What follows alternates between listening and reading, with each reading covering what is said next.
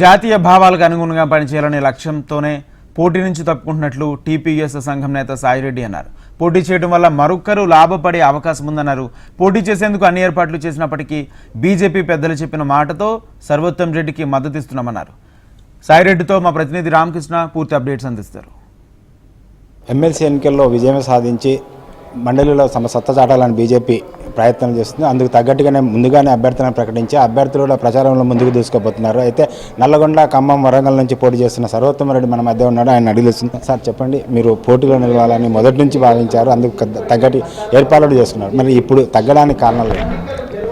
ఈ రాష్ట్రంలో గత 20 సంవత్సరాలుగా పిఆర్టీయు, యూటీఎఫ్ వామపక్షవాదులు ఏ పార్టీ ఉంటే ఆ పార్టీకి అంటగాగి కండువాలు మార్చినటువంటి అవకాశవాదులు ఉపాధ్యాయ ఎమ్మెల్సీగా పరిపాలన సాగించారు. అయినప్పటికీ ఈ 20 సంవత్సరాల చరిత్రలో ఏనాడు ఉపాధ్యాయుల యొక్క సమస్యలన్నీ పరిపూర్ణంగా పరిష్కరించినటువంటి దాఖలాలు లేవు. ఈ దృష్టికోణంలో ఆలోచించి నేను పోటీకి వెళ్ళాలి, ఉపాధ్యాయులకు వెన్నుదండగా నిలవాలని చెప్పేసి నేను రాష్ట్రంలో ఉన్నటువంటి ఈ నియోజకవర్గం ఏదైతే ఉందో వరంగల్, ఖమ్మం, నల్గొండ, దీంట్లో ఉపాధ్యాయులను వేలాది మందిగా కలిసి ఎన్రోల్మెంట్ చేయించిన మాట వాస్తవం. పోటీ చేయాలని తిరిగిన మాట వాస్తవం. నేను భారతీయ జనతా పార్టీ నుంచి టికెట్ వస్తుందని ఆశించిన, రాలేదు. రాని కారణంగా ఇన్ని రోజులు కాస్త ఆలోచించి నేను మళ్ళీ లెఫ్టిస్టులకో అవకాశవాదులకో అవకాశం ఇచ్చి ఎమ్మెల్సీగా గెలవడానికి నేనెందుకు పావుగా మారాలి?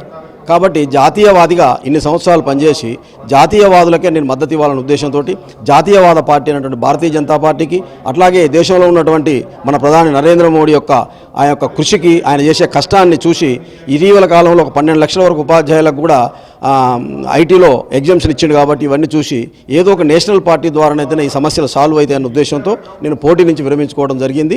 ఆ కారణంగానే భారతీయ జనతా పార్టీ అభ్యర్థికి పరిపూర్ణంగా మద్దతు ప్రకటిస్తున్నా. తప్పకుండా గెలవడానికి నా వంతుగా నేను సర్వశక్తులొడ్డి కృషి చేస్తా. మా అభ్యర్థిని గెలిపించి కౌన్సిల్కి పంపిస్తున్న విశ్వాసం కూడా నాకున్నది. మీరు పోటీ చేసినప్పుడు కానీ పార్టీ నాయకులతో ఏం చెప్పారు? మీకు ఎందుకోసం విరమించుకోవాల్సి వచ్చింది అంటే మేము ఏ విధంగా మేము వాళ్ళు సజెస్ట్ చేస్తాం? నేను వాళ్ళు నాతో ప్రత్యేకంగా మాట్లాడి సంప్రదించడం కానీ చేయడం కానీ ఏం లేదు. ఒకనొక సందర్భంలో మిత్రమా, మీరు నేషనలిస్టే కదా, మీరు ఇన్ని రోజుల నుంచి పనిచేసారు కదా, పోటీ చేయడం కరెక్టా, మీరు ఆలోచన చేయండి, ఆలోచించి సరైన నిర్ణయం తీసుకోమని మాత్రం నాకు అడగడం జరిగింది.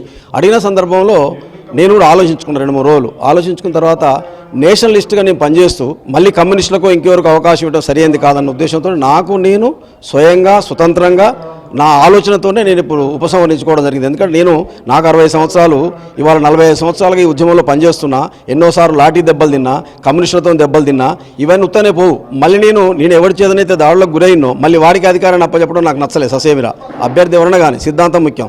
ముఖ్యమంత్రి ఇప్పుడు చెప్తున్నది అంటే విద్యాశాఖకు వేరుకన్నా అప్పగిస్తే దాని సమస్యలు పరిష్కరించలేరు, దాన్ని బలోపేతం చేసేందుకే విద్యాశాఖ నా దగ్గర పెట్టుకొని నేనే నిర్వహిస్తానని చెప్తున్నారు. ఇప్పుడు విద్యాశాఖ ఆయన నిర్వహించడం వల్ల బలోపేతం అవుతారు, మంత్రికి లేలే. ముఖ్యమంత్రి గారు అన్నిటికీ అధికారి, దాన్ని మేము సంతోషం, దాన్ని వారి మాట దాన్ని స్వాగతిస్తున్నాం, హర్షం తెలియజేస్తూనే ప్రతి సమస్యను ముఖ్యమంత్రి దగ్గర తీసుకువెళ్ళలేం. చాలా సమస్యలు తీసుకువెళ్ళలేం, ప్రతి సమస్య కాదు, చాలా సమస్యలు తీసుకెళ్ళలేం. నిర్ణయాత్మకమైనవి ప్రభుత్వం అందరూ క్యాబినెట్ కూర్చొని ఆలోచించగలిగేవి మాత్రమే ముఖ్యమంత్రి దగ్గర పోతాయి. మనకు తెలిసిన విషయమే. విద్యామంత్రి పరిధిలో ఆయన పరిష్కరించాల్సినవి చాలా ఉన్నాయి, అవి మొత్తం ఇవాళ పెండింగే ఉన్నాయి. కాబట్టి అలాంటి వాడికి విద్యామంత్రి అంటుంటే ప్రతి టీచరు, ప్రతి యూనియను, లేదా ఒక హెడ్ మాస్టరు, ఒక సెక్టోరియల్ ఆఫీస్ ఎవరో ఒకరు పోయి అడగలదు, అయ్యా ఇది మా సమస్య అంటే పోతారు. అది ముఖ్యమంత్రి దగ్గర అపాయింట్మెంట్ దొరుకుతుందా? మా పంతుల సంఘాలు ఒక డైరీ క్యాలెండర్ ఆవిష్కరణ చేయడానికి 3 సంవత్సరాల తరబడి తిరగాల్సిన పరిస్థితి ఉంది అలా.